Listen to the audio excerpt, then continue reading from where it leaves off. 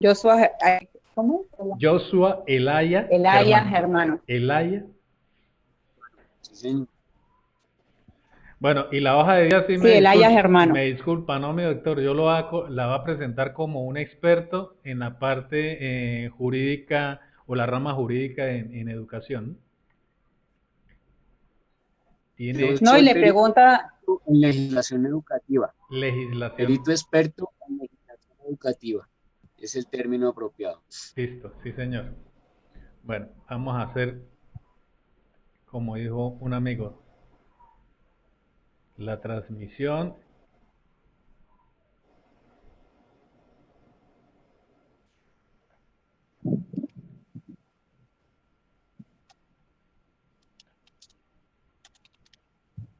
y su cámara no la vamos a ver, Carlos. No, sí, usted no me la ve ahí, pero en la transmisión sí está. En la Ah, transmisión sí sale. Sí. ok. Bueno, por eso es que me patean con la tecnología y eso que nos defendemos. Doctor, usted nunca había hecho una conferencia aquí en Norte de Santander, ¿cierto? En Norte de Santander he hecho, pero contratado por particulares, es decir, colegios privados y algunas agremiaciones en municipios. Pero en Zoom Mm, es la primera. ok, qué bueno. O sea, y hay muchos docentes abogados esperando la transmisión. Ya me están que me escriben, que no se han podido conectar, porque Sí, aquí como le también dice están que me publicidad, dicen que el link para conectarse, yo no, ya van a empezar transmisión. porque yo tengo el link, pero si quiere le envío el link normal sin transmisión para que lo pueda ir compartiendo. No, no, Ahí se lo envíe. no, no, o sea, ese link cambia, Marisol. Que cada transmisión Si ese cambia ahorita con la transmisión, Ok. Ah, ok. tiene, tiene su propio link. ese le enviaría a Bueno, la empezamos, transmisión empezamos. anterior.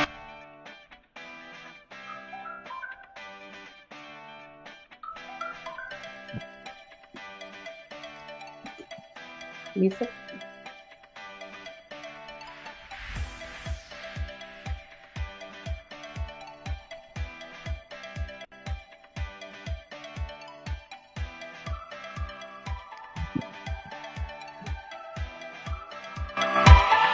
Ahí ya empezamos. Bien. Ujú. Ya lo veo.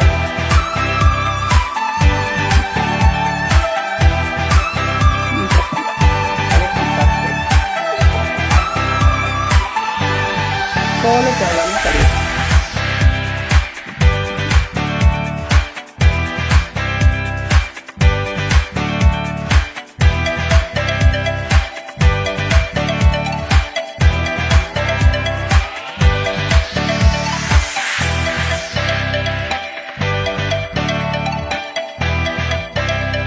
Listo, Carlos.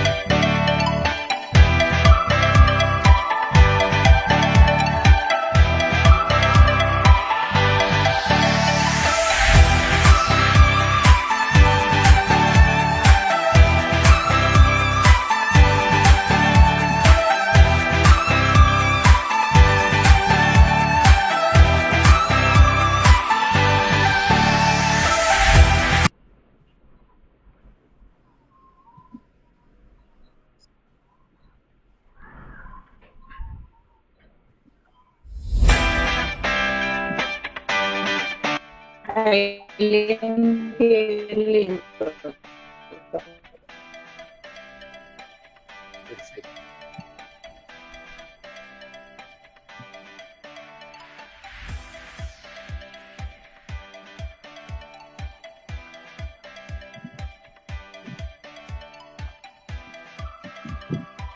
Bueno, creo que estamos acá en Libros de Pizarra Digital. Estamos entonces invitados esperando desde el más seguido en los diferentes conversatorios que el doctor ha realizado, diferentes conferencias, varios le hemos conocido por medio de esos conversatorios. Vamos a esperar a unos minutos para poderlo presentar porque estamos viendo aquí problemas de conexión y no sé si estará saliendo al aire. Carlos, por favor revisa porque mi Facebook no aparece. Carlos, creo que Carlos nos dejó solo, doctor. No, ya estamos Aquí acá. estamos. Ya, pero no lo veo al aire, no lo veo. Yo estaba iniciando, pero no lo veo.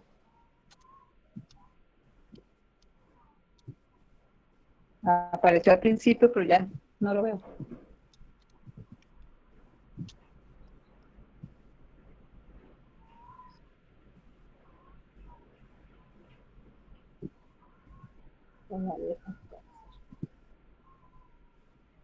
Sí, ya, estamos al aire. Bueno, sí estamos al aire, ya me observé por acá, estamos al aire. Estamos hoy bastante con esas conexiones porque tenemos que estar manejando Zoom, celular, computador, celulares. Así que espero que todos los compañeros que nos van a seguir en esta mañana nos tengan un poquitico de paciencia. Así que muy buenos días para todos y Carlos, estamos en sus manos. Muy buenos días, Marisol, y muy buenos días a todos los cibernautas en este día. Un día que pues se llevó una jornada el día anterior, día sin IVA, y pues algunas personas respetaron, otras salieron con la premura de hacer sus compras. Hoy tenemos una persona muy importante, un especialista en legislación educativa, el doctor Joseph, que pues tiene una gran hoja de presentación y yo creo que pues démosle muy buenos días, doctor Joseph. Muy buenos días, muchísimas gracias por la invitación. Ofrecemos disculpas a los profesores que llevaban ahí 20 minutos esperando en la expectativa de la intervención de hoy. Algunos problemas técnicos que son normales en estos procesos digitales. Les ofrecemos excusas y bueno, vamos a tratar de que la intervención cumpla las expectativas y sea lo que están esperando. Bueno, ahí estamos, como dice el doctor, esto son las plataformas, la conectividad y pues la verdad, como todo docente actualmente, eso es un mundo totalmente nuevo para los docentes y la innovación que nos toca que hacer día a día. Y démosle los muy buenos días a nuestra directiva, Yacinor, Marisol, muy buenos días. Muy buenos días para todos nuestros amados seguidores en Facebook Live de Pizarra Digital todos los sábados a las 11 de la mañana. Hoy, como dijo el doctor Joshua, le pedimos mil disculpas porque hoy la tecnología en la parte virtual de conexión siempre se ha presentado unos sábados muy bien, otros sábados se nos ha dificultado por algunas situaciones. Y así estarán algunos de los docentes cuando hacen sus clases virtuales con los estudiantes. O sea que este tema de la alternancia, este tema de las clases presenciales, este tema de las clases virtuales es de bastante análisis para todos. Así que les damos la bienvenida, compañeros, seguidores a nivel nacional, Bogotá, Cundinamarca, Boyacá, Putumayo, La Guajira, la costa, o sea, toda la parte de la costa que nos está siguiendo, le damos muy buenos días y les vamos a compartir el link de Pizarra Digital, los dos links que tenemos para que ustedes nos sigan, denle en compartir a este link para que todos los docentes no se pierdan del tema tan importante que vamos a tener en esta mañana. Así que Carlos, muy buenos días. Bueno, iniciamos realmente con este pequeño percance que hemos tenido, estimado doctor.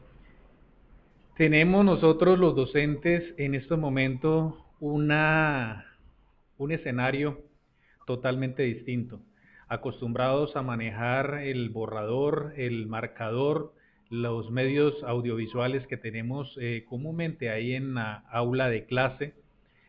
Y esto es un reto totalmente distinto y diferente.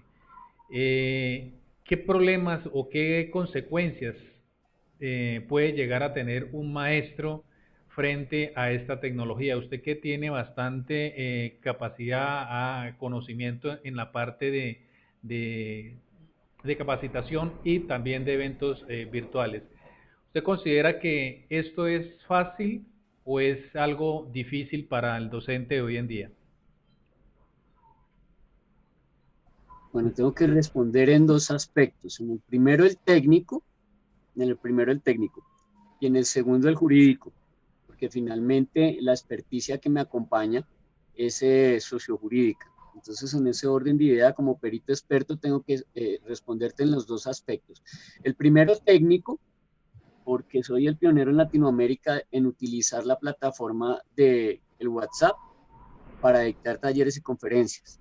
Desde el 11 de enero del 2018, 2 años larguísimos ya, utilizo yo la plataforma web para capacitar. En este momento, tengo 28 grupos de WhatsApp y en esos 28 grupos yo cuento con 3.612 profesores que se capacitan conmigo.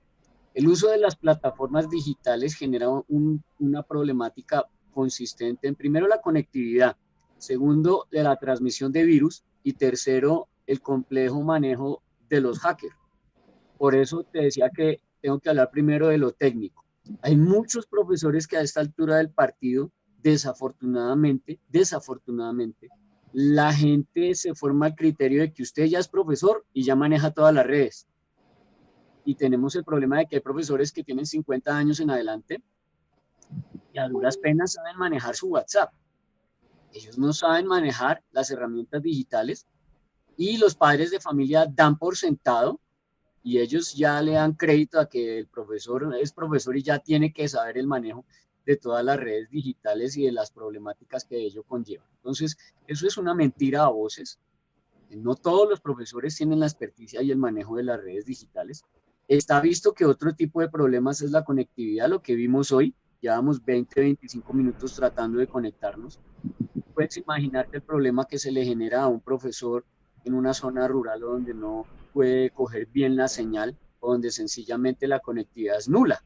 Te doy ejemplos. Estamos hablando de Ipiales, estamos hablando de Riohacha y sus alrededores en La Guajira, estamos hablando de sectores en el Baupés Bajo, en donde la conectividad es nula. Entonces, eso por la parte técnica. Y por la parte ya jurídica, pues es un problema que se meta un hacker a una de las clases de Zoom, como ya sucedió, que se metió por allá, es que un youtuber, supuesto influenciador, y este delincuente se mete a una clase de un colegio y le pone videos pornográficos a menores de edad. Luego, entonces, la responsabilidad de esa actuación alcanza no solo al delincuente que puso el video, sino alcanza al rector del colegio por omisión impropia. Es decir, el rector no tomó las medidas, o por lo menos no le hizo saber a los padres de familia que reforzaran los antivirus y que reforzaran ese firewall que protege las conexiones y las transmisiones para que en caso de que entre un hacker, el colegio se pueda eximir de toda responsabilidad, tanto en lo penal, lo civil y lo administrativo, que finalmente es lo que nosotros tenemos que mirar, blindar a los profesores y no que se rompa, digamos, la cadena en el eslabón más débil. Ya sabemos perfectamente que el eslabón más débil es el profesor. Entonces, eso sería mi respuesta para tu primera pregunta. Bueno, yo creo que usted ha tocado un tema muy importante, estimado doctor, que es la responsabilidad de las instituciones. En este entorno virtual yo creo que debemos colocar el panorama muy claro. ¿Cuál es la responsabilidad de la institución y de la persona que tiene pues a cargo esa representación legal que recae directamente en los rectores? Pero como docente, uno lo que hace es acatar instrucciones de sus jefes inmediatos o de las personas que pues tienen esa parte administrativa. ¿Hasta dónde llega la responsabilidad en la parte de la institución como parte institucionalidad al presentarse todos estos inconvenientes en clases, al faltar de pronto un estudiante el respeto, al filtrar toda esa problemática que se viven en los entornos del hogar, por los audios, por los videos, por muchas cosas que posiblemente nosotros no estábamos preparados? Si la infraestructura normal de la parte de educación es algo precaria en Colombia, yo creo que para estos momentos, en la parte de virtualización de las clases, es algo más, utilizando la palabra, sería obsoleta en en materia de protección y de seguridad. Uno, la parte de seguridad. Dos, la parte de responsabilidad. Mi doctor, ¿cómo quedan las instituciones en este momento ahí? Bueno, finalmente, para hablar de ello tendríamos que hablar del deber de cuidado, ¿correcto? Para hablar del deber de cuidado, tenemos que mirar una cosa. Los colegios oficiales, y hay que hacer la diferenciación bien clara, bien contundente y bien específica. Los colegios oficiales o públicos pertenecen al Estado. Luego allí la responsabilidad directa es del Estado, independiente de que el rector sea la persona que funge en la figura del primer respondiente y en la figura del primer garante. Quiero hacer una claridad en esos dos aspectos y ya te hablo de la parte jurídico-legal. El primer garante es únicamente el rector. El rector es el único primer garante que existe en una institución educativa, llámese oficial o llámese privada, porque yo sé que aquí hay rectores y profesores de instituciones privadas, o que son profesores en un colegio oficial, pero también fungen como profesor o coordinador orientador en un colegio privado. Lo primero, el primer garante es únicamente el rector. El primer garante es el rector. Sin embargo, la figura del primer respondiente la tienen todos los docentes.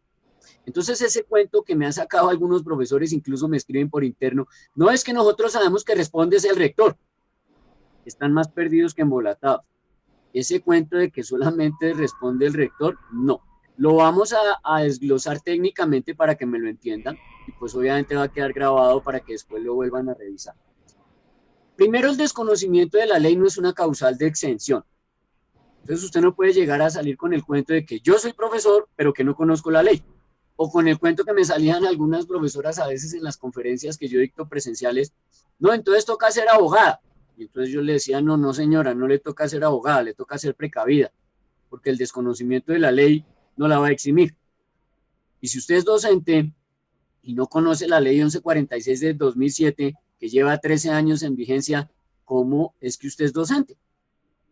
¿Cómo llega usted a ser docente si ni siquiera conoce la ley 1146 del 2007, ni la 1098 del 2006? O sea que ha tenido 13 y 14 años, pero no ha podido leer esas dos leyes que son fundamentales y que le dan cárcel a un profesor, porque un profesor es un ciudadano más. No me va a salir usted con el cuento que me salió en Barranquilla un rector, qué vergüenza, un rector con doctorado. Y me dice el rector con doctorado, es que yo tengo un doctorado. Y yo le decía, ¿y su doctorado qué? Disculpe, o sea, me trata de decir usted que por tener un doctorado no le aplican la ley. ¿Cuál es el artículo que dice que porque usted tiene un doctorado, usted se blinda de la ley o no se la aplican, o usted es inmune o lo exime? Porque yo sí tengo un artículo del Código Penal que dice que a usted, por tener ese doctorado, le van a subir una tercera parte en la condena. O sea que si lo llaman a 10 años por unos actos sexuales abusivos, ya no le van a dar 10 años, le van a dar 13,3. Entonces, ¿usted de qué me habla? Vaya más bien revise los artículos 182, 183 y 184 del Código Penal, porque el hecho de que usted no los conozca no significa que se exima. Entonces, el desconocimiento de la ley no es causal de exención. Lo segundo, el artículo 25 del Código Penal, que es parte de ese deber de cuidado, dice que se comete el delito por acción o por omisión. Por acción porque usted lo planificó, lo premeditó y lo materializó. Y por omisión, que en este caso, profesores oficiales que me están escuchando, la omisión traduce prevaricato por omisión, o sea, son dos delitos autónomos e interdependientes, pero van conexos de la mano. Es decir, el artículo 25 del Código Penal dice que por acción o por omisión, pero el 414 del Código Penal dice que es cuando usted omite, rehúsa o deniega. Entonces, ese prevaricato por omisión también cabe ahí, que es el hermanito del artículo 25 del Código Penal, son hermanitos. Por otro lado, el artículo 199 de la Ley de Infancia y Adolescencia, artículo 199, dice que usted no tiene beneficios de ninguna índole cuando usted comete un delito contra un menor. Y adicional a ello, pasamos ya de la parte penal del Código Penal a la Ley de Infancia y Adolescencia. La Ley de Infancia y Adolescencia tiene el artículo 18, que dice que usted comete el delito por omisión, descuido y trato negligente. Tiene el artículo 44, numeral 4, que es el más problemático, al que yo más le veo problema con los rectores y los docentes, rectores y los docentes, repito, y los docentes. O sea, los estoy vinculando también. porque el artículo 44, numeral 4 de la Ley de Infancia y Adolescencia 1098 de noviembre 8 de 2006, dice taxativamente garantizar, es el verbo rector, garantizarle la dignidad, la vida y la integridad al menor. ¿Cómo se la garantiza usted en pandemia? Me gustaría saber, si usted no tiene ni siquiera la vacuna, ni hay un antiviral. Por otro lado, están los artículos 368 y 369 del Código Penal. Le repito, 368 y 369 del Código Penal. Y me retengo a decirle esto. Cada uno de los artículos que le he nombrado siguen absoluta, total y radicalmente vigentes. Yo no sé cómo es que salen algunas personas que dicen ser especialistas, y yo no sé especialistas en qué, que vienen y dicen que las leyes y las normas se derogaron por la pandemia. Y yo le aclaro que la pandemia no deroga tácitamente ninguna ley. Ninguna ley. Que el señor presidente saque unos decretos, porque estamos en un estado de emergencia y de excepción que es supralegal, o sea, que no estaba dentro de la norma ni la Constitución, y que de hecho no ocurría hace 100 años. Eso no significa que el presidente saque decretos y ya eso tiene una función ilegítima. Le voy a explicar. El decreto que saca el presidente, sea el que se llame, de los 148 decretos que han sacado desde que arrancó la pandemia, todos y cada uno de ellos tiene que someterse a un control en el Congreso y en la Corte Constitucional. Eso es el artículo 51, para los que están tomando nota, artículo 51 de la Ley 137 del 94.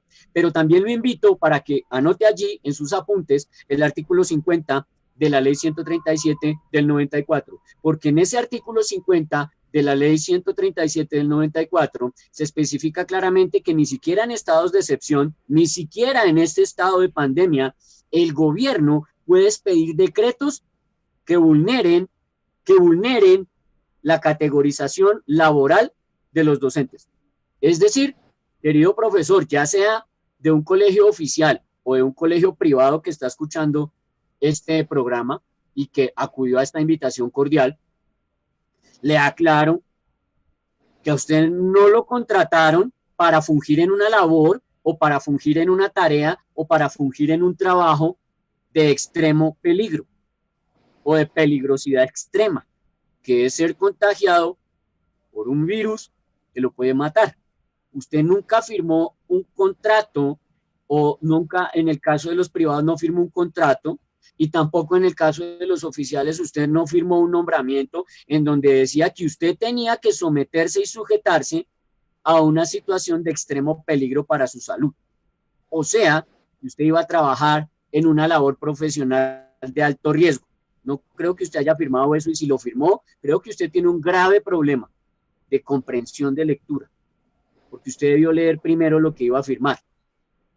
Ese es un punto que quiero que tomen en cuenta a la hora de usted hacer los reclamos y de eximirse, que es la última parte de la respuesta que le doy, profe Carlos. Cuando usted habla de la responsabilidad del docente, el eslabón más débil es el docente, y el docente es el que se tiene que eximir. Ese cuento de que yo estoy fungiendo bajo las órdenes de un superior jerárquico no es solo decirlo, porque el debido proceso y el conducto regular nunca es verbal. Yo no conozco conducto regular, ni conozco tampoco debido proceso verbal. Lo conozco por escrito según el artículo 29 de la Constitución para los mayores de 18 años. Y lo conozco escrito para los menores de 18 años por el artículo 26 de la Ley de Infancia y Adolescencia. Luego entonces, cuando usted habla del deber de cuidado y usted habla de ese proceso de blindar al docente, el docente tiene que blindarse y eximirse, pero por escrito. Y entonces yo invoco el artículo 32, los numerales 4 y 5 del Código Penal. Ese artículo 32 en sus numerales 4 y 5, ¿qué dice? Pues que yo estoy recibiendo la orden de un superior jerárquico y que yo me eximo en lo penal, pero es que me estoy eximiendo en lo penal. Pero le quiero aclarar una cosita. En lo civil también existe el artículo 2347, artículo 2347 del Código Civil, que también habla del deber de cuidado y que se le aplica a los rectores, Y por otro lado también, la Ley de Infancia y Adolescencia no discrimina entre rector y profesor. O sea, el artículo 18 de la Ley de Infancia y el artículo 44, numeral 4 de la Ley de Infancia le aplica tanto al rector como al docente. Entonces, quiero hacerle esa claridad muy puntual a todos los que asisten en esta mañana, que el hecho de que usted diga que el responsable y el respondiente es el rector, usted no puede estar más equivocado. Y el asesor jurídico que le diga eso no puede estar más perdido que embolatado. Usted tiene que conocer de la norma, porque si usted sale con el cuento de que no conoce la norma, eso no lo exime de ley, ni de la imputación, ni de la responsabilidad. Y tiene que entender una diferenciación clara, puntual y precisa. Una cosa es lo penal, otra cosa muy diferente es lo civil, otra cosa es lo administrativo y otra cosa es lo interno disciplinario. Son 4 cosas completamente diferentes, porque me salía una profesora ayer en un Zoom a inducir al error a los otros profesores y a ganar protagonismo. De esas profesoras que hicieron 2 semestres por allá en la San Marino y ya saben más ley y más derecho que los abogados. A inducir al error en un Zoom a más de 478 profesores y me tocó frenarla en seco, diciendo que es que no se puede imputar un delito o una actuación 3 veces a una persona. Y eso es inducir al error, es un delito. Artículos 182, 183 y 184 del Código Penal. Yo le quiero aclarar que sí le pueden imputar 3 veces lo mismo. Se lo imputan en lo penal, se lo imputan en lo civil y se lo imputan en lo disciplinario. En lo disciplinario lo pueden eximir y en lo civil lo ponen a pagar. Y en lo penal lo pueden eximir, pero también lo pueden condenar. Entonces, en lo penal, en lo civil y en lo interno disciplinario, desde una misma situación de elementos de modo, tiempo y lugar. Luego, entonces sí le pueden imputar por el mismo hecho en lo penal, en lo civil y en lo administrativo interno disciplinario. No se confunda. Con eso le respondo, mi profe Carlos. Bueno, yo creo que bastante claro. Algo que usted decía aquí, yo creo que es muy importante, es cómo percibimos nosotros esa responsabilidad y cómo vemos que realmente el procedimiento, como usted dice, y nos queda claro, debe ser por escrito. Cuando a mí me den en este momento de pandemia, cuando me den una orden o una instrucción, señor profesor, debe dirigirse a cumplir horario normal en alternancia a su institución, por favor, señor rector, señor coordinador, por escrito, para que sustente en cualquier momento, en cualquier instancia, que la instrucción la dio usted. Correcto, ¿cierto? Exactamente. Eso es cumplir el debido proceso, eso es cumplir el conducto regular. Va a salir la excusa de que no le puedo firmar porque estamos por virtual y estamos por WhatsApp, no hay ningún problema. Usted hace el documento, usted lo firma y le saca una fotico y me lo envía. Y esa fotico es elemento material probatorio con absoluta validez. Usted le puede tomar los pantallazos del WhatsApp y ya valorará esa prueba de referencia del juez del caso, sea en lo civil, lo administrativo o lo disciplinario. Pero hablando de eso, Carlos, quiero hacer un aporte, digamos que entre paréntesis, si me lo pueden permitir, y es el siguiente. Cuando usted me habla a mí de que yo como rector voy a enviar al profesor a la alternancia, le quiero hacer una claridad. Escúcheme bien y todos los que asistieron en esta mañana. Por los artículos 4 o 04 constitucional, que es superior, carta superior, y por el artículo 44 constitucional, el 4 que dice que cuando una ley se enfrenta a otra ley o se enfrenta a la Constitución, prevalece la Constitución. El artículo 44 de la Constitución dice que los derechos de los niños, niñas y adolescentes prevalecen sobre los derechos de los demás. O sea, es la figura constitucional de la prevalencia. No me confundan, por favor, con el interés superior del menor. El interés superior del menor no está en la Carta Magna, está en el artículo 08 de la Ley de Infancia y Adolescencia, que es ley ordinaria, o sea, es la ley superior que habla de los niños, niñas y adolescentes en Colombia. Ley 1098 de noviembre 8 del 2006, artículo 8. Son 2 figuras diferentes, pero son hermanitas, son conexas, son mellizas. El artículo 44 de la Constitución, que es la prevalencia, tome nota, prevalecer. Y el artículo 08, que es el que dice que en todo acto administrativo el interés superior del menor prevalece. Luego, entonces, usted como profesor oficial tiene una tarea. Escúchemelo bien, para que no se me confunda. Los fines de la educación no es matar al estudiante. Y los fines de la educación tampoco es amenazar la vida y la integridad del estudiante.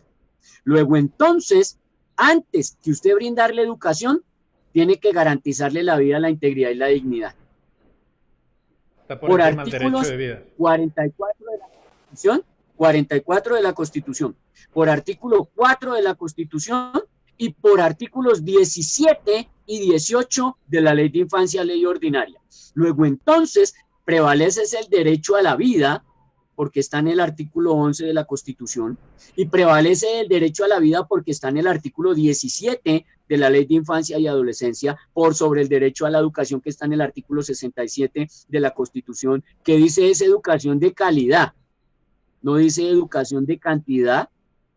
Escúcheme bien, dice educación es de calidad, no de cantidad, y tampoco dice educación de porquería, en donde usted ni siquiera le brinda la bioseguridad, el cuidado, la dignidad, la protección y el amparo a los estudiantes y se pone a improvisar. Por otro lado, tome nota, por favor.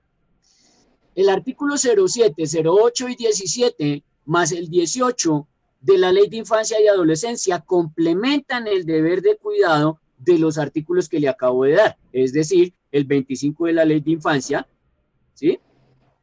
Y además el 18 de la Ley de Infancia, perdón, el 25 del Código Penal, 25 del Código Penal, 25 del Código Penal, más 414 del Código Penal, más 18 de la Ley de Infancia. Ellos prevalecen porque protegen la vida. La vida está por encima de la educación, porque usted no va a educar muertos. ¿Y de qué le sirve a usted que el estudiante apruebe el año si lo mató el coronavirus? Yo prefiero que pierda el año lectivo, que lo puede repetir porque está vivo, y no que lo ponga usted a repetir y que gane el año y se muera de coronavirus. Entonces tenemos que ser coherentes y consecuentes en un discurso que es el de que prevalece el derecho a la vida sobre el derecho a la educación. ¿Por qué? Porque usted, profesor, entiéndame esto, y por eso hago el apunte. Es que, Carlos, es importantísimo. El apunte es importantísimo. Usted, profesor oficial, público, entraría en un prevaricato por omisión si usted no protege la vida, la integridad y la dignidad del menor primero que el derecho a la educación. ¿Por qué? Porque están dadas todas las condiciones jurídicas, todas. Cuando yo le digo todas, es todas las condiciones jurídicas están dadas tanto en el decreto 1075 del 2015, decreto 1075 del 2015, y en la Ley General de Educación 115 del 94, están dadas todas las condiciones, profesora Marisol, todas las condiciones están dadas para que usted siga allí en la no presencial. Está todo el argumento jurídico para que ustedes lo sepan. Doctor, yo quisiera aprovechar este momento para mirar con esa gran capacidad que usted tiene, ese conocimiento, me parece maravilloso en educar al maestro también. Hay una claridad muy fundamental.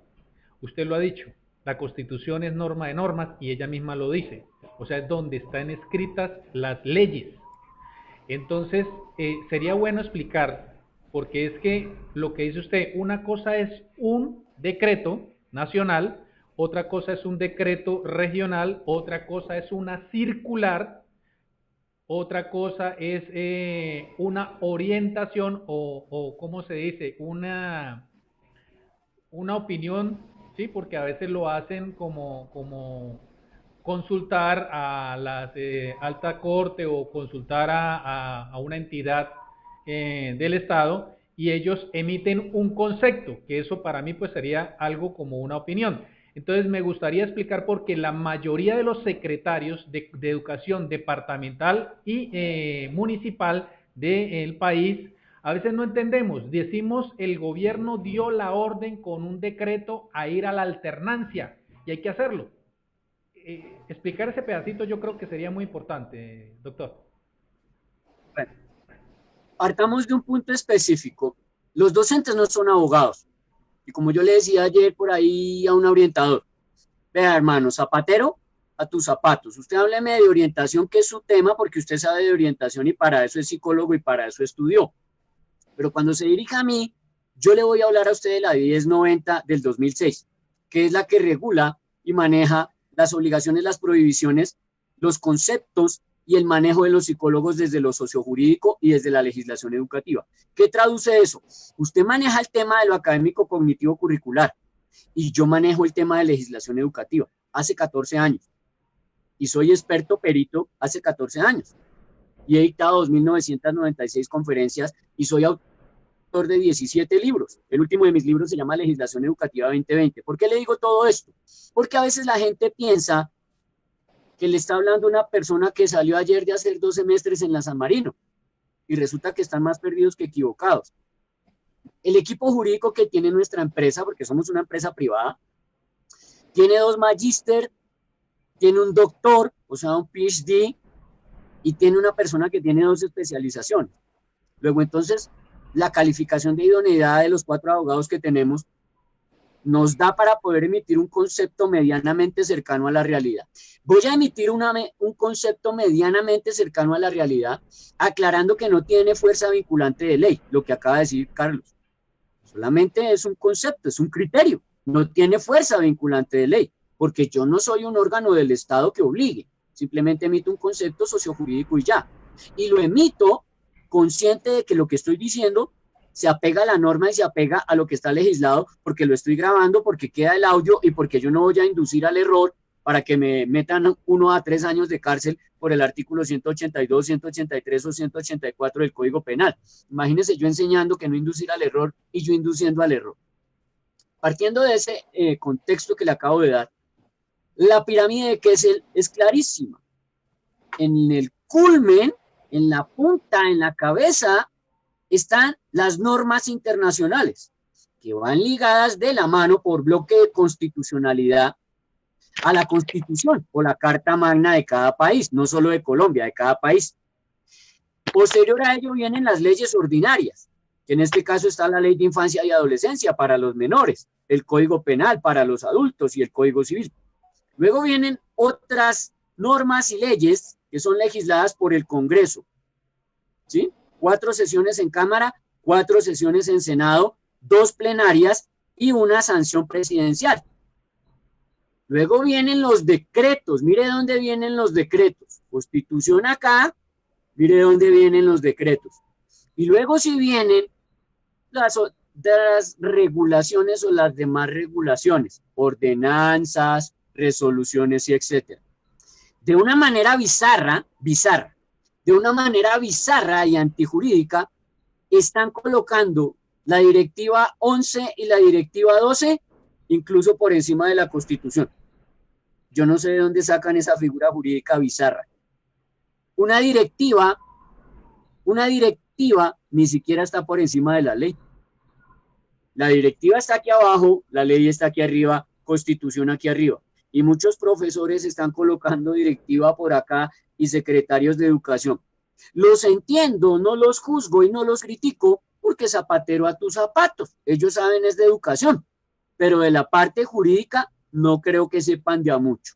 Le voy a aclarar y le voy a dar un ejemplo en analogía, no solo a usted, Carlos, sino a todos y cada uno de los profesores que la profesora Marisol Gamboa invitó. Les voy a dejar claro y específico y puntual y preciso cómo se maneja eso a través de una analogía. Le voy a dar un ejemplito sencillo. Vamos a abordar desde el deber de cuidado el artículo 44, numeral 4 de la Ley de Infancia. Acuérdese, Ley de Infancia y Adolescencia, ley ordinaria.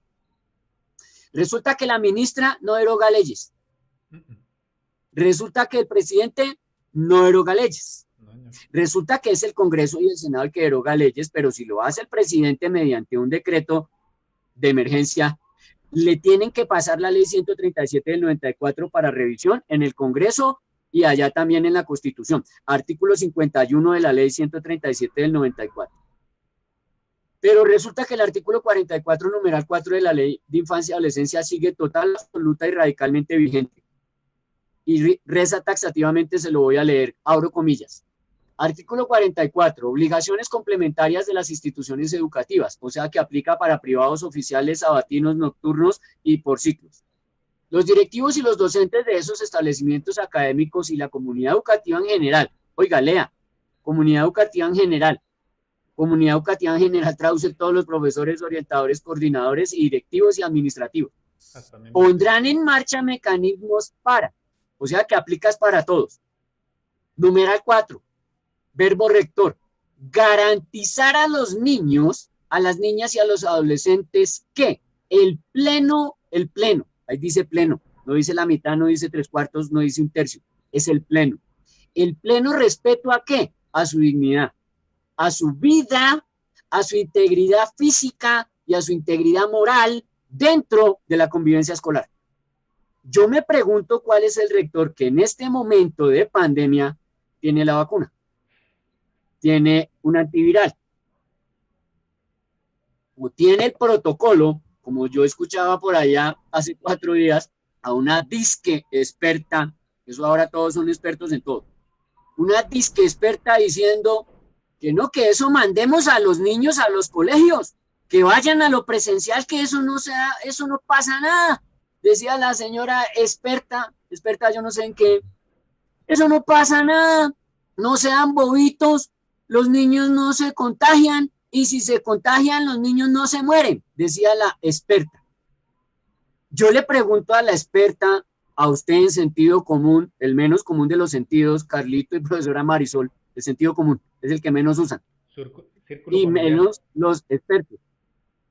Ese le iba a decir, use el sentido común, o sea que el chinito se contagia y no se muere, pero no mata al abuelito, a la abuelita, a la tía, a la prima, a la hermanita en la casa.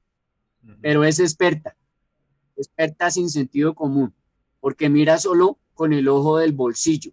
Les interesa es que los pelados vuelvan a la presencialidad, porque hay que hacer unos cuadres de obligaciones que tenemos políticas y socioeconómicas que están ahí por debajo de cuerda, que si no vuelven a presencialidad no podemos cuadrar.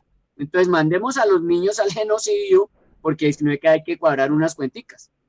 Pero resulta que el artículo 44, numeral 4 de la Ley de Infancia, que le repito, le aplica a profesores, orientadores, coordinadores y rector, porque no está derogado ni ha sido declarado condicionalmente exequible por la Corte Constitucional, sigue en su absoluta vigencia, se le aplica a usted.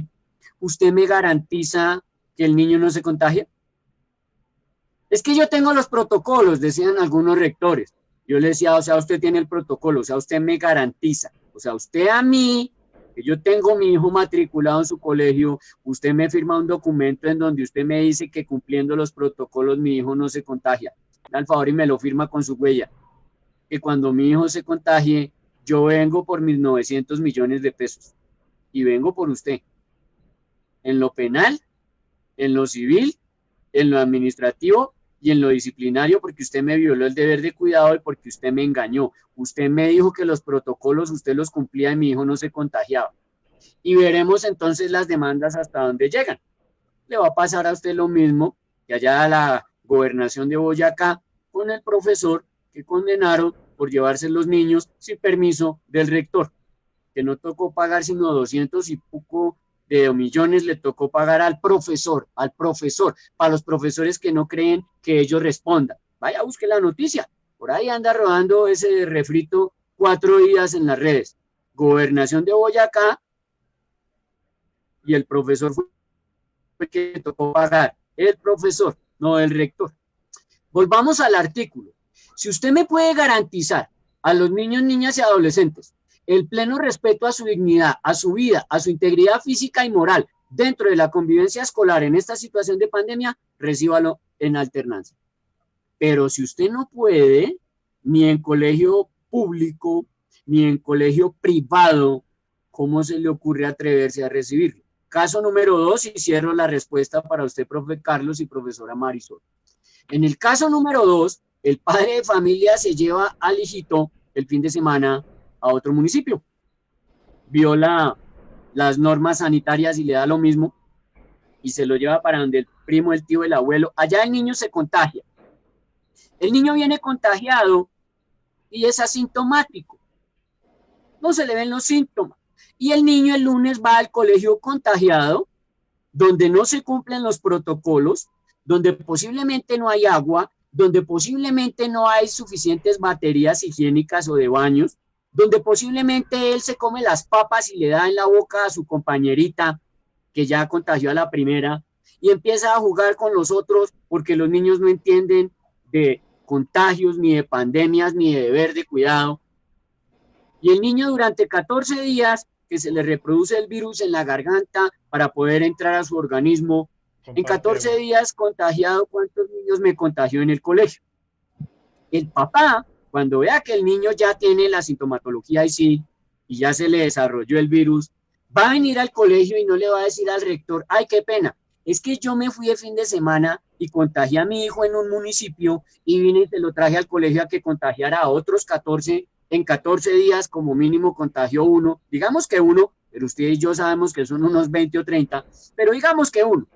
Entonces yo vengo como papá para que usted, rector, me haga el favor y me denuncie en fiscalía por el artículo 368 y 369 del Código Penal y el artículo 18 de la Ley de Infancia y el artículo 44, numeral 4 de la Ley de Infancia y me den por ahí unos 23 años de cárcel. Entonces vengo para que usted, por favor, como rector, según el artículo 18, numeral 4 de la Ley 1620 del 2013, porque usted, rector, tiene que cumplir la ruta de atención escolar del artículo 29 de la Ley 1620 del 2013 en sus protocolos del artículo 30 y subsiguientes, vaya y me denuncie, por favor, de que yo le traje a mi hijo contagiado para que contagiara a los otros y me den cárcel. Yo no creo que eso suceda. Bueno, ¿y en qué yo momento? Lo que creo es que el papá va a venir y le va a decir al rector, perdóname, Carlitos, sí, termino, y le va a decir al rector es, qué pena, yo traje a mi hijo sano y usted me lo devuelve contagiado. Vengo por usted con mis dos abogados, el penalista y el civilista, en reparación directa y ya veremos cuánto me tiene que pagar. ¿En qué momento podemos demostrarte que el niño se contagió? ¿En qué momento se contagió? Eso es digamos, un umbral donde... Sí, no, Carlos. Sí, no. Ojo lo que le voy a decir y le voy a regalar una perla. Yo le hago una pregunta a usted y a los demás profesores que asisten hoy a este Zoom. Disculpe con toda la imprudencia, yo le pregunto algo. ¿Los colegios tienen cámaras? No, señor. No todos, por ahí unos 2 o 3 en todo el norte, en todo Cúcuta, por ejemplo. Bien. Y si yo llegara y preciso hoy con el colegio que sí tiene cámaras, yo puedo pedir los videos de esas cámaras y en las cámaras aparece mi hijo comiendo papas con la niña que le da en la boca. Porque la ley de Murphy es así. Usted no sé si sabe cuál es la ley de Murphy. No está comprobando que la niña infectó al niño ni que el niño infectó a la niña, pero para los dos casos sirve. Sí, ¿por qué? Escúcheme bien. Porque yo estoy hablando del interés superior y de la prevalencia del derecho del menor. Con esas dos nomás, yo ya lo estoy enredando. Tiene que ser un abogado muy hábil y una persona que maneje muy bien el derecho, tanto penal como civil administrativo, y el tercero civilmente responsable para que lo desembale de ese problema. Opción 2. Yo contrato un perito experto psicólogo forense, que por orden de un fiscal me permita o por orden de un juez de la República venir a entrevistar a 10 niños del salón. Y yo le pregunto a esos 10 niños del salón, ¿Juanito te dio papas en la boca? Sí. ¿Y Juanito te acariciaba jugando? Sí, a la lleva. ¿Y Juanito te abrazaba? Ah, en el pasillo.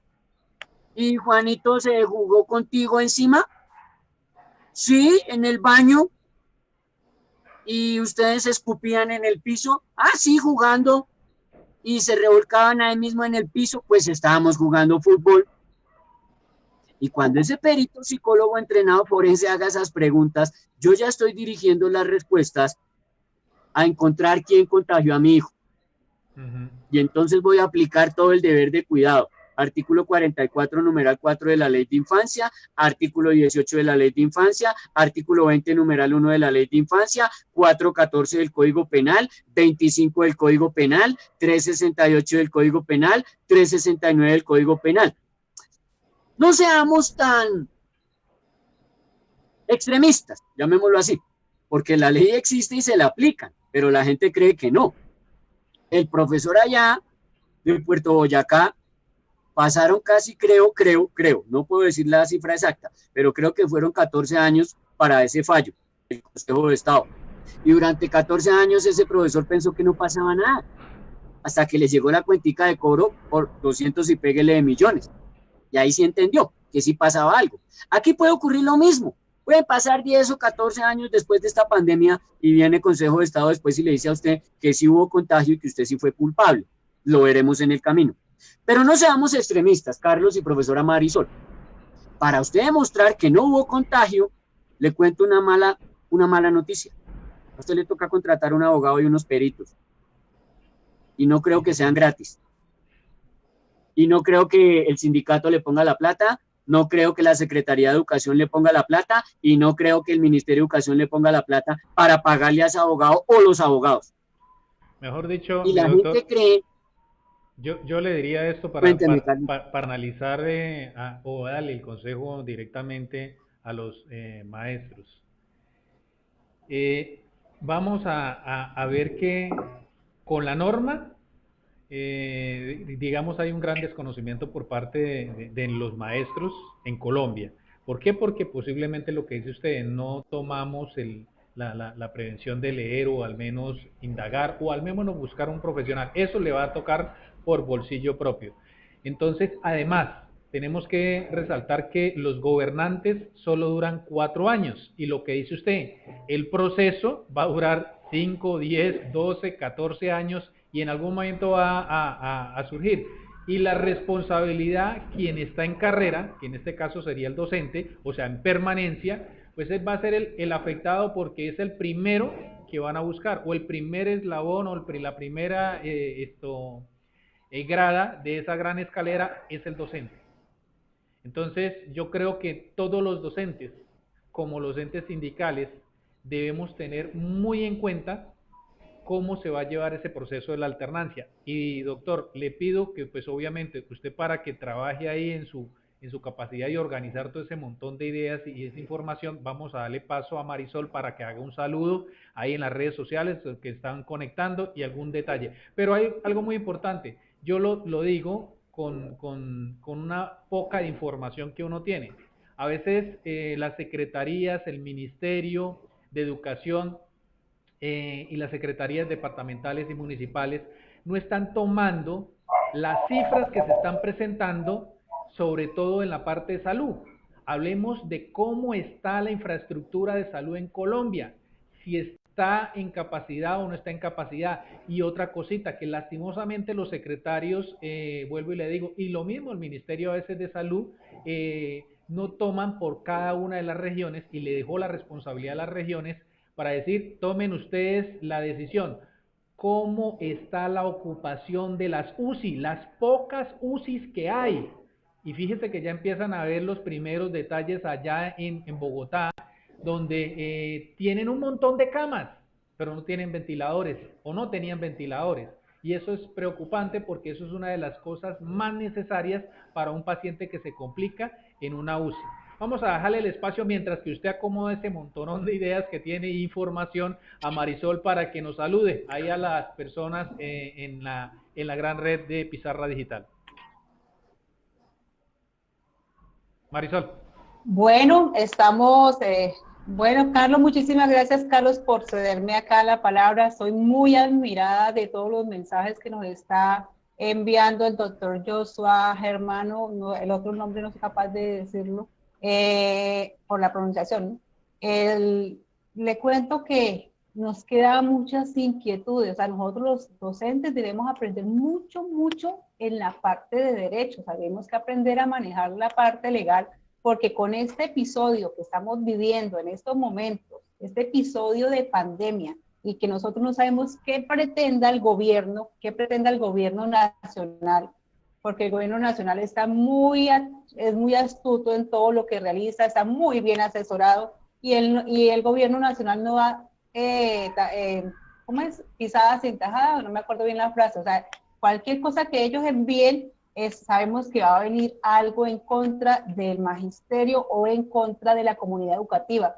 En este tiempo de pandemia, nosotros, los maestros, estamos en este momento pues azotados, agotados, invirtiendo nosotros para que salga adelante parte de la educación, no completamente porque es imposible cubrir todo lo que el gobierno debió haber hecho desde un principio.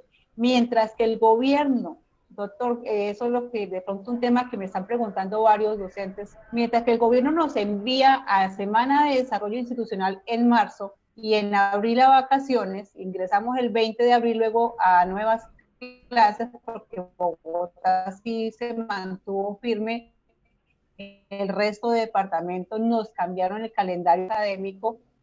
Esas vacaciones que fueron frustradas para nosotros, porque no pudimos ni hacer nada, porque nosotros como directivos sindicales también fuimos a discutir con los diferentes entes territoriales, pero ya era una orden del ministerio, ya le tocaba a FECODE estar pendiente de ese tema. ¿Qué pasó ahora? Ahora en el norte de Santander hemos visto ya un comunicado en el día de ayer que el secretario de Educación de Cúcuta envió el 29 de junio al Ministerio de Educación que le dejara modificar el calendario académico. El doctor Charria, que es el doctor del secretario de Educación, que estuvo hace 8 días con nosotros en un conversatorio, él envía esta carta al ministerio, el ministerio le aprueba 2 semanas de desarrollo institucional para los docentes, o sea que los estudiantes van a tener 2 semanas de vacaciones, pero el docente continúa trabajando en la parte virtual, porque van a estar en semana de desarrollo institucional. ¿Qué sucede en este caso? ¿Por qué este cambio de horario? O sea, eso nos deja mucho que pensar. ¿Por qué este cambio de calendario? ¿Qué es lo que se pretende con este calendario? ¿Capacitar al docente para que sigan en la virtualidad o capacitar al docente para que siga en la presencialidad con el método de la no alternancia? Entonces, son preocupaciones que nos da con esto de con esos temas que han estado saliendo en esta semana. El día de ayer yo les compartí, compañeros, por medio del WhatsApp, estos dos mensajes, estos 2 comunicados, estas 2 cartas circulares que envió el ministerio de la aprobación, y pues muchos se han alterado, otros pues necesitamos dotaciones también nosotros los docentes, porque esa virtualidad ya nos está colocando a trabajar el triple, porque trabajamos mañana, tarde y noche, porque en la noche llegan los padres de familia para poderse conectar y revisar qué le ha enviado el docente, unos temitas que de pronto nosotros hemos estado muy preocupados. Y acá un número de 2 personas conectadas en Facebook Live han estado compartiendo el link a la Gladys Cortés, un saludo, a Mauricio también, Mauricio Lopera, sí, dice 30 minutos de retraso, sí, 30, que discúlpenos. Cindy Vanessa Mejía, buenos días, también desde Soledad Atlántico, buen día. Olga Ochoa, Cindy Vanessa dice gracias. Santos Berlindo Refín Ortiz desde Medellín nos está saludando. Olga Ochoa desde Soledad Atlántico, Rafael Córdoba Mena, muchos saludos a todos por este maravilloso programa que se mantiene a los docentes de todo el país informados de manera clara y pertinente sobre las situaciones magisteriales. Desde Medellín nos están enviando este saludo. Desde el Valle, Gladys Cortés, Andrés Mauricio Lopera, vamos a la sustancia o a lo legal. Carmen Mora, muy buenos días para todos, aprovechando este maravilloso espacio de aprendizaje. Alice está en línea, Aurora Maldonado está también en línea, Efren Ortiz, Llorelli, Wilson Cristancho, casi todos esos son un abogado, ¿no, doctor? Wilson Cristancho nos dice, lo bueno sería orientar a los docentes y directivos docentes y no cuestionar el trabajo que se hace desde la institución educativa.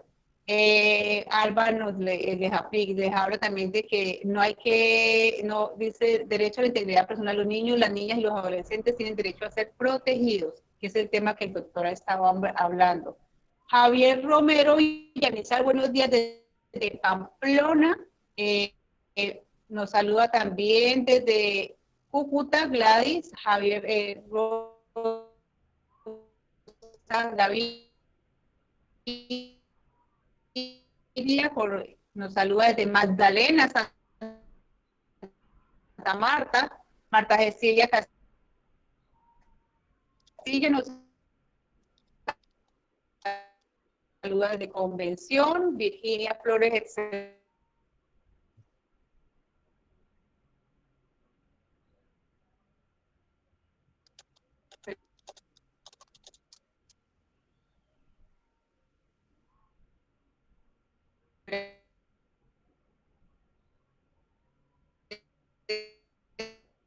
Marisol, Carlitos está conectado también, Ayul Figueroa Andrade, también allí los derechos a ese estilo de trabajo con los docentes, entonces les invitamos a que estén pendientes. Nefri Martínez dice, excelente, muy participaciones. Vilma Parada nos está acompañando, Ludiga.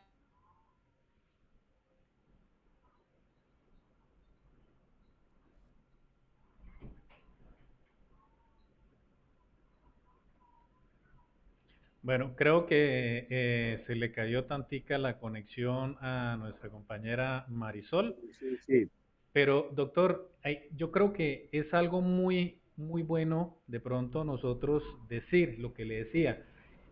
¿Hasta qué punto es evasión de la responsabilidad de los secretarios de educación al llamar a la alternancia, no la tenencia en cuenta en estos problemas tan inmensamente gigantes? Yo diría que los dos pilares que a veces construyen una sociedad, que es la salud y la educación, tienen unas grandes falencias en nuestro país, pero como una entidad estatal en la parte de educación toma en estos momentos decisiones sin de pronto consultar o la tenencia en cuenta en la infraestructura de salud.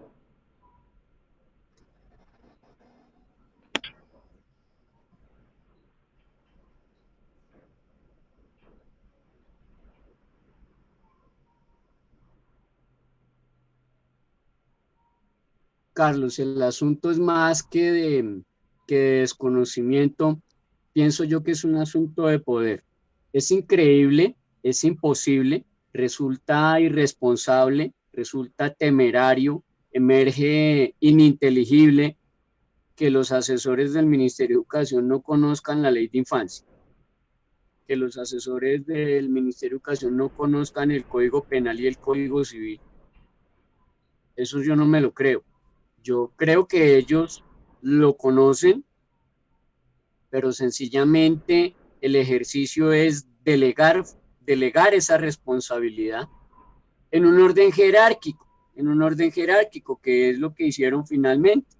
Entidad territorial, alcalde, secretario de Educación, rector docentes. ¿Cuál es el eslabón más débil? Saque usted la conclusión. ¿Qué le sugiero yo? ¿Qué le sugiero?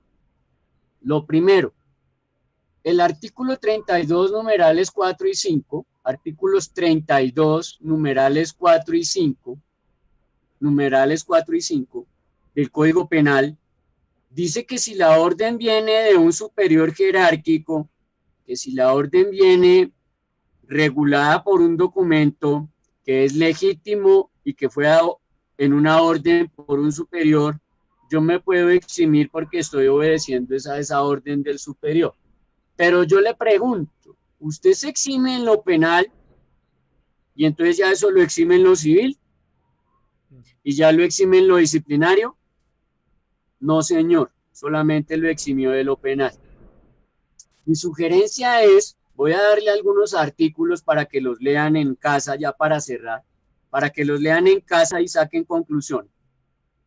Léase los artículos 7, 8, 9, 11, 18 de la Ley de Infancia y Adolescencia. Ahí quedan grabados. Luego se los voy a repetir para que tome nota. 7, 8, 9, 11 y 18 de la Ley de Infancia y Adolescencia. Lea los artículos 04 y lea el artículo 44 de la Constitución. Y lea el artículo 25, 368, 369 del Código Penal. 25, 368, 369 del Código Penal.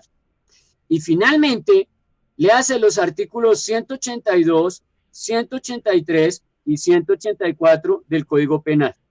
Porque la tarea urgente, cuando le digo urgente, es suya, no mía. Yo no soy docente, ni tengo a cargo menores de edad, porque yo sí conozco la normativa de ley vigente, empezando por la Ley de Infancia.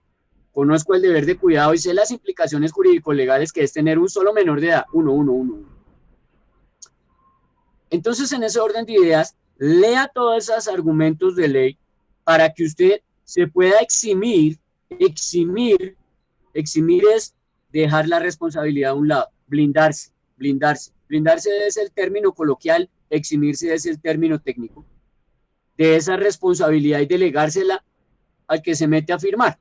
Si el que se metió a firmar fue el rector, exímase usted y que responda el rector. Si el que firmó fue el secretario, pues usted, rector, exímase usted.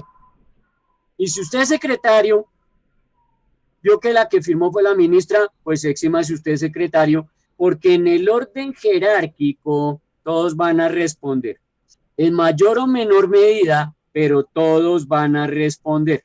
Sobre todo porque el artículo 44, numeral 4 de la Ley de Infancia los empuja a todos a esa responsabilidad y es penal. Artículo 44, numeral 4 de la Ley de Infancia. Garantizar la vida, la integridad y la dignidad del menor en el ámbito escolar, que no ha sucedido. Y mi consejo es que elabore bien el conducto regular y el debido proceso interno para que usted haga los ajustes, cambios, adiciones y reformas a su currículo, al plan de estudios, al sistema institucional de evaluación educativa, utilizando como herramienta el plan de mejoramiento institucional. Artículos 76 a 79 de la Ley 115 del 94. Artículos 76 a 79 de la Ley 115 del 94. Podríamos quedarnos aquí hasta las 6 de la tarde y yo brindarle una capacitación completa, pero el tiempo no nos da. Espero que con estos artículos que le dejé de tarea, que le dejé ahí para que usted investigue, utilice el sentido común y su comprensión de lectura, y esa comprensión lectora lo va a empujar a que usted saque unas conclusiones suficientes para que usted entienda la responsabilidad tan grande que recae sobre usted, entendiendo que usted, docente que está viendo este programa en esta mañana de sábado, de hoy 4 de julio del 2020, usted entienda que la responsabilidad que recae sobre usted lo hace el eslabón más débil. Espero haber sido útil. Gracias por la invitación. Doctor, a Carlitos, obviamente a la profesora Marisol también. No me quedaría antes, si me permite usted, en realizarle otra pregunta con aprovechar ese conocimiento que usted tiene. Yo le diría de una manera directa, clara, hacia el docente. La verdad, en este momento de pandemia, al docente le ha tocado que, uno, perder prácticamente la privacidad, porque sus redes sociales tiene que compartirlas para poder trabajar o en algún momento entrar en contacto con los estudiantes. Dos, los recursos que realmente está utilizando son de su casa, el pecunio que cada uno le tocó que aumentar el plan de datos o mejorar el celular, cualquier adaptación tecnológica que yo también veo que usted tiene un amplio conocimiento en la parte tecnológica.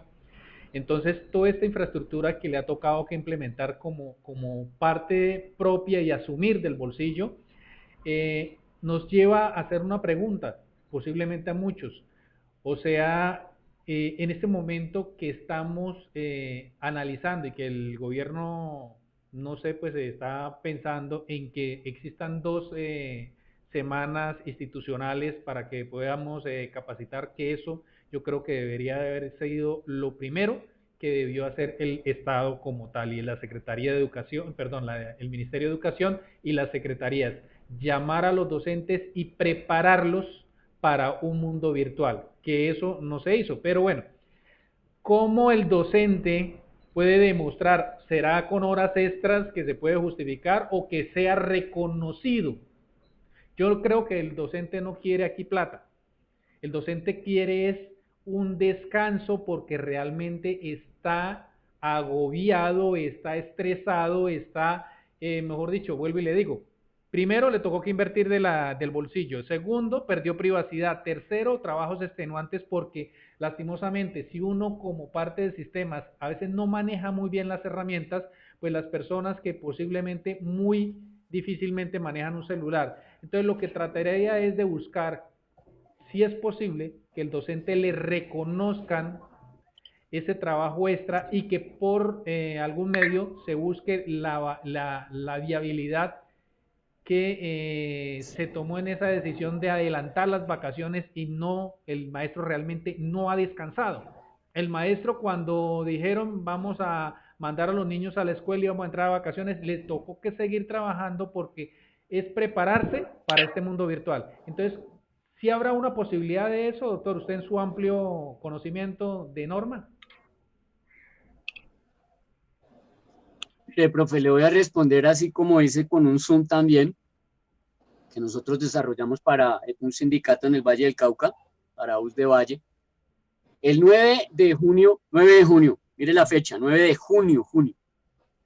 El 9 de junio, nosotros dijimos en un Zoom, con el equipo jurídico estuvimos el abogado penalista, que es magíster en Derecho Penal, optando por el doctorado, docente universitario, el doctor Delfín León Gómez, es nuestro abogado penalista, y junto con el suscrito que le habla, el 9 de junio le dijimos a los profesores, el Ministerio de Educación falló, primero porque no consultó con los comités de convivencia escolar, no consultó con el consejo directivo, no consultó con el comité ni con el consejo académico de los colegios, no consultó con el comité de convivencia municipal, no consultó con la patria potestad de los padres de familia, no consultó con los profesores y directivos y no consultó con los órganos y con las entidades municipales que iban a verse involucrados en las decisiones de las directivas 011 y 012.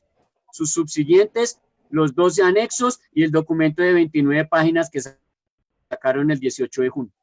Cuando dijimos eso salieron 50,000 abogados a decir que no, que eso era paja, que el Ministerio de Educación no necesitaba consultar con nadie, y empezaron a vociferar un poco de aberraciones jurídicas, incluso a decir que no se necesitaba hacer cambios y ajustes, adiciones y reformas a currículo, a plan de estudios, a sistema de evaluación educativa y al plan de mejoramiento, cuando nosotros lo dijimos desde el 9 de junio. El 18 de junio sale un documento de 29 páginas de la viceministra de Educación, en donde nos dan la absoluta, total y radical razón desde la página 24 a la 29, donde le dicen a los rectores, tiene que ajustar el currículo, el plan de estudios, el CIE y el plan de mejoramiento institucional. Y lo empiezan a exigir las secretarías de educación sin haber capacitado a los docentes, profesor Carlos y profesora Marisol, sin haberlos capacitado, que es la obligación del Estado. No los capacitan, pero sí les empiezan a exigir. Cuando empezamos a asesorar a algunos rectores y a algunos colegios y le mandamos el derecho de petición allí al secretario, donde le decimos, háganos el favor y nos muestra las evidencias de las fechas en las cuales ustedes nos vinieron a capacitar, porque ustedes nos tienen que capacitar ley 1620 del 2013 y no lo han hecho, porque ustedes nos tienen que capacitar artículos 76 a 79 de la ley 115 general de educación, absolutamente vigente, y no lo han hecho. Y señor secretario de Educación, con mucha pena y con mucha risa, tenemos que decirle que usted está violando la autonomía escolar. Ustedes aquí nunca le preguntaron a los padres de familia en asamblea, ustedes no consultaron con nuestro consejo directivo, y esto no es un circo. El colegio que nosotros manejamos, esto no es un paseo. Usted aquí no tiene que cumplir es un debido proceso y un conducto regular. La dignidad de los profesores usted no la puede pisotear. ¿Cómo así que el profesor le tiene que entregar el número de teléfono a los papás? ¿Quién ha dicho que usted, secretario de Educación o señora ministra, está por encima de la ley? El habeas data de los profesores es el mismo habeas data de cualquier ciudadano. El derecho a la intimidad de un profesor es exactamente el mismo al de cualquier ciudadano. ¿Yo por qué le tengo que dar mi número de celular a un papá que me llama a insultarme a las 10:30 de la noche que el niño no quiere hacer la tarea? Si mi horario no es a las 10:30 de la noche, ni yo tengo por qué estar a las 3 de la mañana todavía calificando las clases del día anterior para las 7 de la mañana, durmiendo 3 horas, volver a arrancar. Y no me van a pagar horas extras y yo he pagado de mi bolsillo la conexión. Entonces le quiero aclarar una cosa, profesor Carlos y profesora Marisol, ¿en dónde fue que ustedes como profesores firmaron en el nombramiento que ustedes iban a sacar plata de su bolsillo para conectarse? Que su horario se lo iban a flexibilizar hasta la hora que le tocara, que no le iban a pagar horas extras, que no le iban a moldar y flexibilizar sus procesos académicos, cognitivos y curriculares. ¿Y en dónde firmó usted, por amor de Dios, que usted iba a trabajar en una labor de altísimo peligro que repercute en su vida, su integridad y su salud? Cuando usted me responda a esas preguntas, entonces yo le respondo que a usted sí le tocaba hacer todo eso. Pero mientras usted no me muestre una norma en contrario, yo le quiero aclarar a usted, a los sindicatos, a los profesores, a los orientadores, a los coordinadores, a todas las personas que ven este video o este audio que lo vayan a cambiar. Yo le aclaro que lo que usted no firmó